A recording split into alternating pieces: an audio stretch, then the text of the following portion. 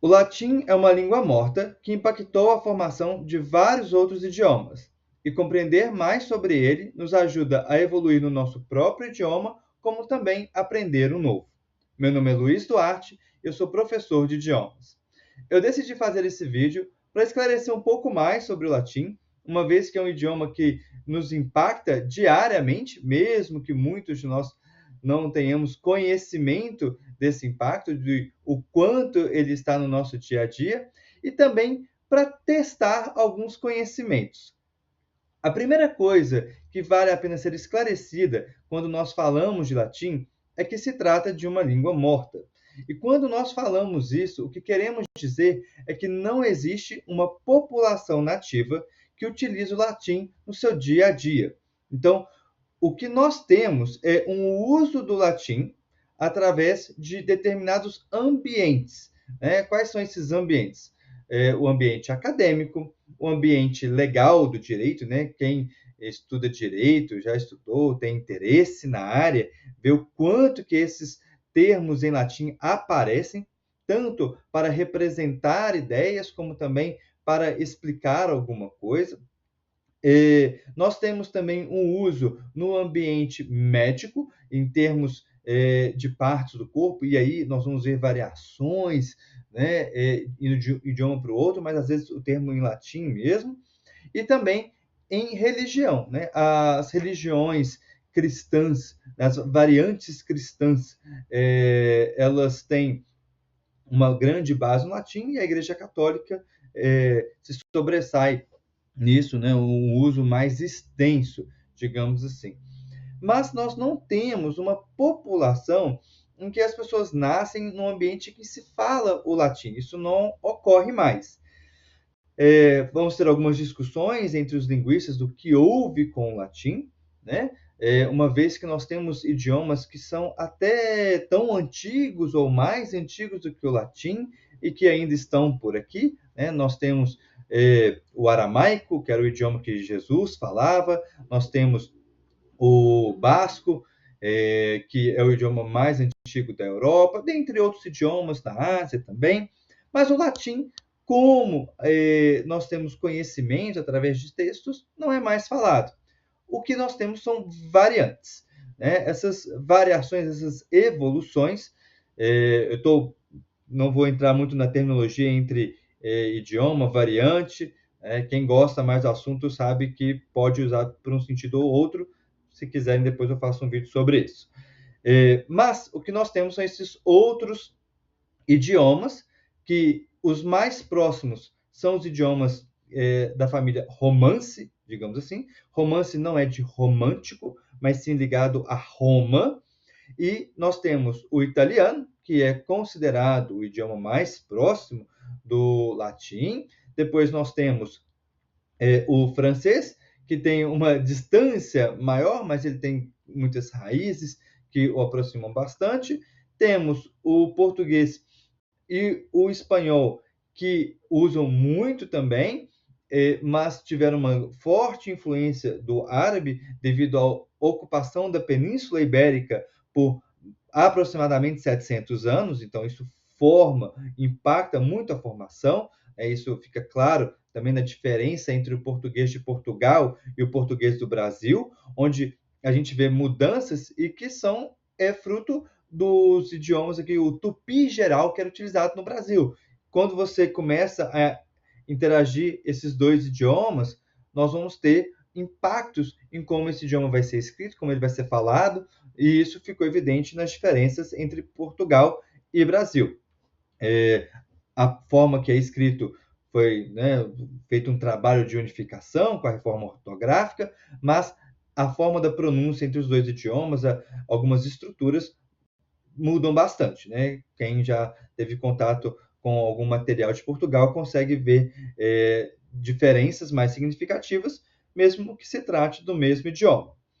Bom, temos também o romeno, que é um outro idioma, já no leste europeu, que ficou ali ilhado entre outros idiomas eslávicos. Então, esses idiomas de origem, né, da família Romance, esses são os idiomas mais famosos. Nós temos outros nesse grupo, né? Nós temos o idioma de Galícia, de Valência, né, do valenciano ou galego, que vão ter essas características também, mas eu estou falando aqui dos maiores idiomas da família Romance, os maiores expoentes, digamos assim.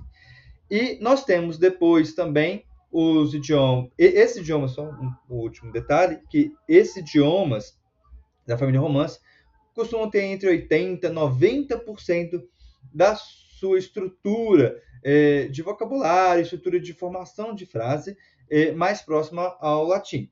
Quando nós vamos para outros idiomas, por exemplo, os idiomas germânicos, em que nós vamos ter o alemão, nós vamos ter o Dutch, nós teremos o inglês, os idiomas da Escandinávia, né, dinamarquês, norueguês, sueco.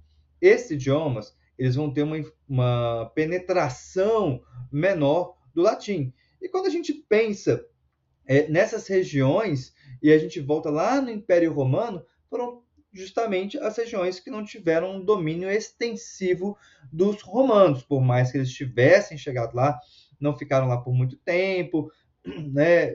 A Germânia ficou muito clássica nisso, né? Os empates que aconteceram naquela época. Então, tiveram influência, mas não de forma tão extensa.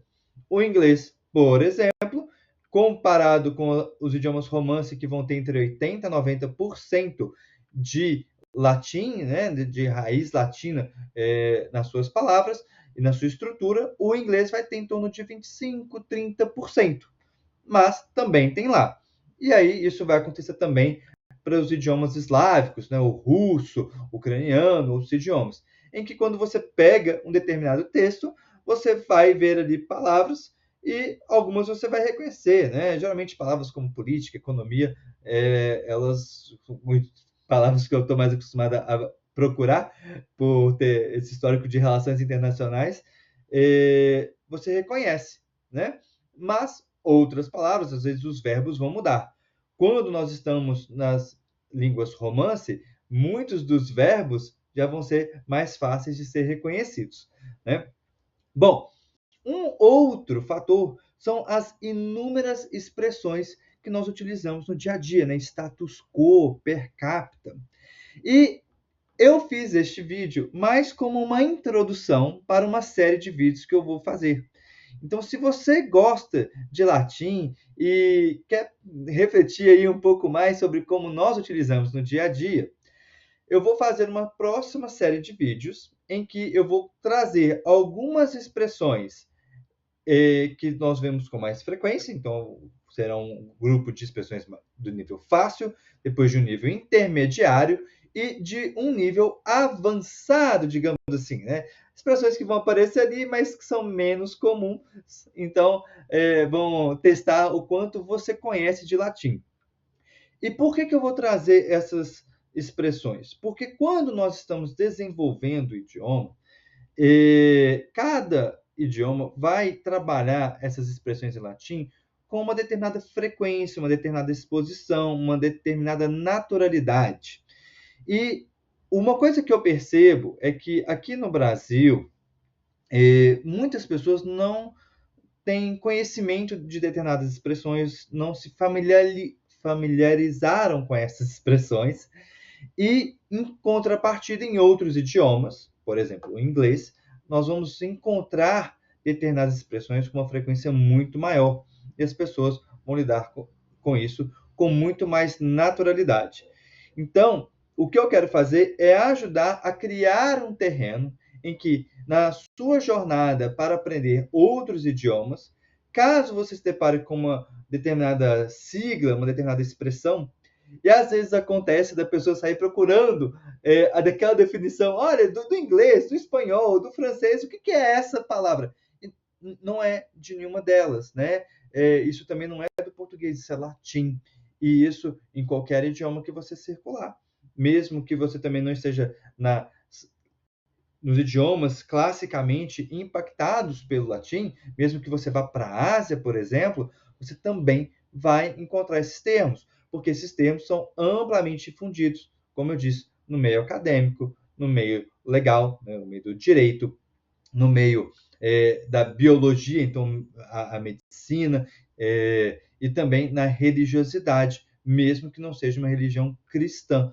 Então, nós vamos encontrar esses termos em tudo quanto é parte do globo, em tudo quanto é idioma, né? As pessoas, existe a globalização que tornou esses termos muito mais conhecidos, né? Conceitos que vieram de Roma, da Grécia, hoje permeiam todos os povos, todos os países, todas as línguas, ok? Então, se você gosta do tema, fique aqui ligado no canal, que em breve vem mais com essa enquete, essa curiosidade aí para ver o quanto que você conhece de latim que aparece no seu dia a dia.